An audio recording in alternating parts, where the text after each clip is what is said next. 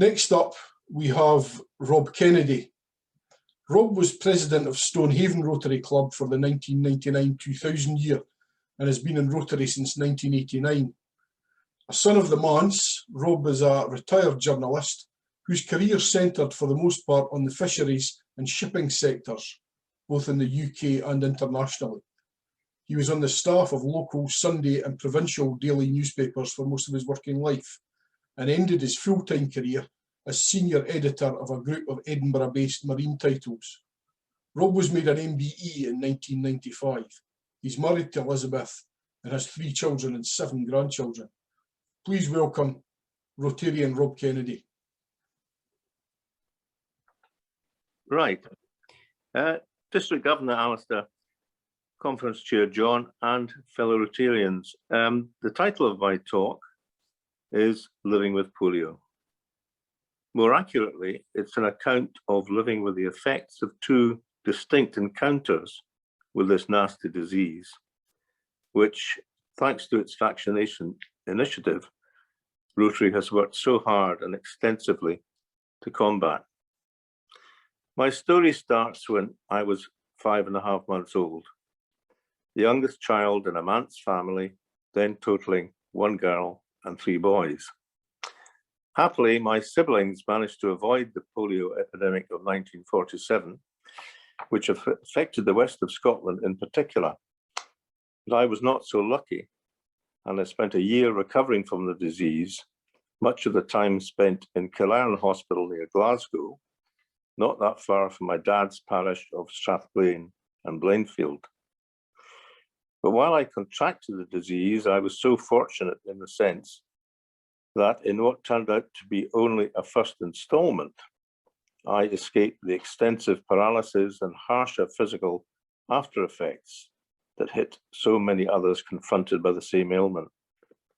True, I emerged with varying degrees of muscle damage affecting my body, including a weakened right arm, weakness involving left and right legs, and a left foot which was a bit bigger than the right one. I also have more of a tendency to fall. Meanwhile, because of a height difference between left and right legs and lack of left foot instep support, also caused by polio, I had and I have a limp. But from my viewpoint, I was never dramatically disadvantaged. And one part, if you can call it that, was that I was excused gym lessons at school, although I had to attend these sessions in a privileged observer capacity. Did I feel like a child who was handicapped? No, very much because I benefited from a laudably integrated education system that didn't see me as a particular problem. Did I escape the belt at school because of a perception that I was a delicate wee boy? Not at all.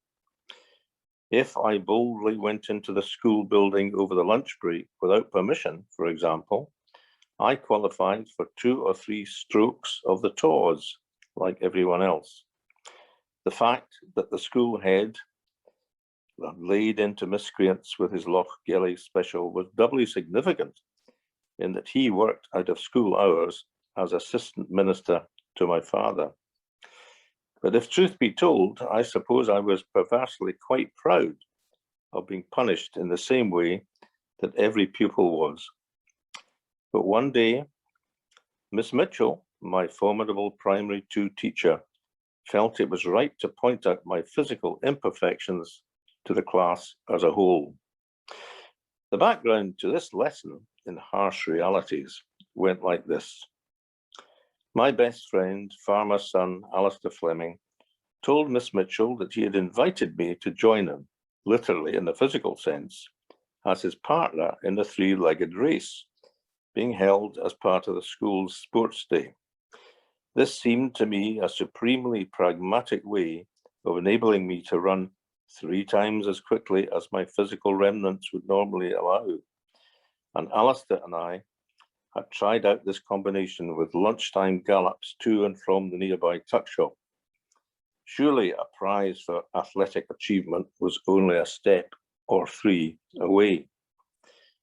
But you'll be last, Miss Mitchell told this unlikely duo of would-be winners in a no-nonsense statement, which was likely to put the cause of child psychology back for years.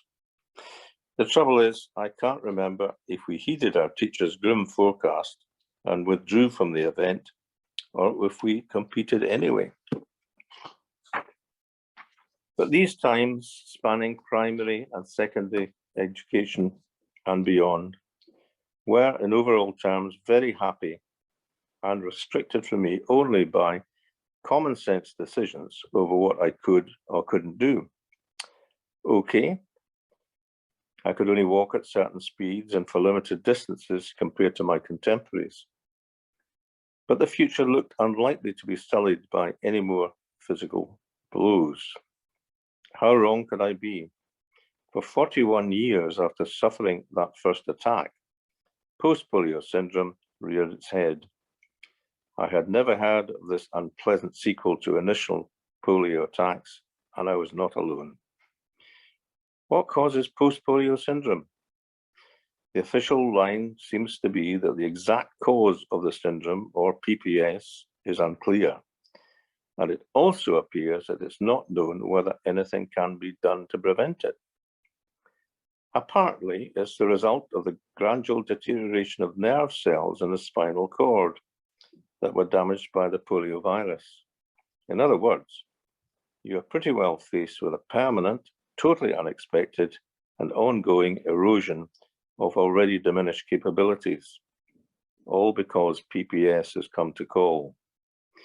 Meanwhile, in terms of the potential impact of PPS, one estimate has concluded that 25% to 50% of the 300,000 polio survivors in the US may develop or indeed may already have acquired this syndrome. There must be an equivalent assessment for the UK in existence somewhere.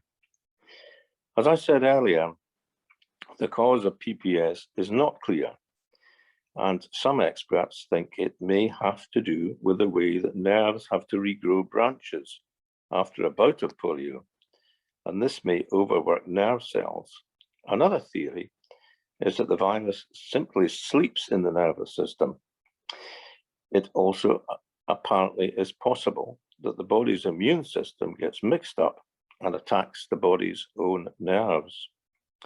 For me, this setback was at a time when I thought even more that I'd got away relatively lightly from a potentially crippling disease, and that I had been able to meet all the challenges that my journalistic calling had thrown at me. In fact, up to 1988, when PPS struck, I felt I was up to pretty well anything the fates could throw at me. For example, I had been sent to Belfast to sample life with 19th Field Regiment Royal Artillery in the aftermath of Bloody Sunday. In those days, so-called facility trips to Northern Ireland meant journalists were kitted out in army uniform. The only problem was that my head proved too big for any of the berries in the regimental stores. So I went bareheaded onto the streets to investigate an explosion with the unit, proving the giant that yes, I was, and probably still am, a big head. Meanwhile, when I went to the Falklands to spend a fortnight on board Aberdeen's adopted frigate HMS Scylla, the only special consideration given to me was that I didn't have to tackle scrambling nets to get from one ship to another. My itinerary included visits to a big Royal Fleet auxiliary and a couple of other frigates. To be able to visit these vessels, the Navy laid on an S-61 Sea King helicopter, which winched me up and down to the decks as appropriate. No problem then. But back to the unwelcome arrival of the syndrome. As my first attack hit me when I was a baby, I can't remember any pain associated with this experience. This was certainly not the case with the arrival of the second dose, as I felt excruciating pain in my right arm at night in the days leading up to the syndrome's full effects. The grim realization that the syndrome had done its work came when I woke one morning after the initial pain periods suffering from a combination of pins and needles, again in the right arm, coupled with greatly diminished muscle power in my right shoulder, which was already deficient from the first attack. Suddenly, my ability to use my right arm to grasp a banister to help me upstairs, for example, had gone. Something that has meant a whole new era of pre-assessment to see, for example, if I can go upstairs in a restaurant. It appears that our society in the UK is based on a population with fully functional right arms, as left-hand rails always seem to be in the minority. Oddly enough, it seems different on the continent and in the US. Heading initially for Aberdeen Royal Infirmary after my PPS attack, given that a GP at home felt I might have had a stroke, an illustration perhaps of the lack of knowledge of the issue, I came across a bit of straight talking of the kind beloved of Tell It Like It Is, Miss Mitchell, back in primary 2 in the 1950s. One young doctor in the accident and emergency unit told me rather bluntly, "Your right arm is hanging by a thread. We know what this is. Go home and do your exercises." The trouble was that this is all he said, and I didn't have the nerve to ask him to say more after his rather dismissive assessment of my affliction. But it turned out that a number of other polio survivors in the northeast of Scotland were hit by PPS at the same time, and this could have explained my reception in the Aberdeen hospital. So that was really the beginning of the second instalment of my living with polio story, an overall experience which has and still can be challenging, but one which has been marked by kindness, consideration, and understanding from many people, particularly by my long-suffering better half and my family. What do I feel about it all? Vaccines have helped to wipe out polio almost everywhere, with global cases cut by more than 99% since 1988, when there were more than 350,000 cases. In UK terms, the last case of naturally occurring polio was in 1984. Polio, we are told, remains endemically only in Afghanistan and Pakistan. But as the World Health Organization underlines, despite the dramatic progress made to eradicate polio around the world, as long as a single child remains affected, children in all countries must be protected. Failure to eradicate polio could result in as many as 200,000 new cases each year, and the polio virus can easily be imported into a polio-free country, the WHO warns. As we all know, tremendous efforts have been made by Rotary and others to contain polio's reach and effect, which, despite spectacular reduction figures, could reappear as a global menace once again if we drop our guard. And having experienced the alarming effects of PPS, I would wish we could see more of a research focus directed at this syndrome. What we have all witnessed and are still seeing are the epic scientific efforts and achievements that have marked the battle against another virus, COVID-19. And it would be a major milestone, I would argue, if those who first contract or have contracted polio many years later, then encounter PPS, are also able to key into improved and encouraging treatment and advice to allow for solid improvement of their prospects. PPS took me completely by surprise, and the information and encouragement I needed simply was not there. Surely, it doesn't have to be like that. And perhaps, just perhaps, the kind of scientific expertise which has proved itself in the battle with COVID can help the band of polio survivors.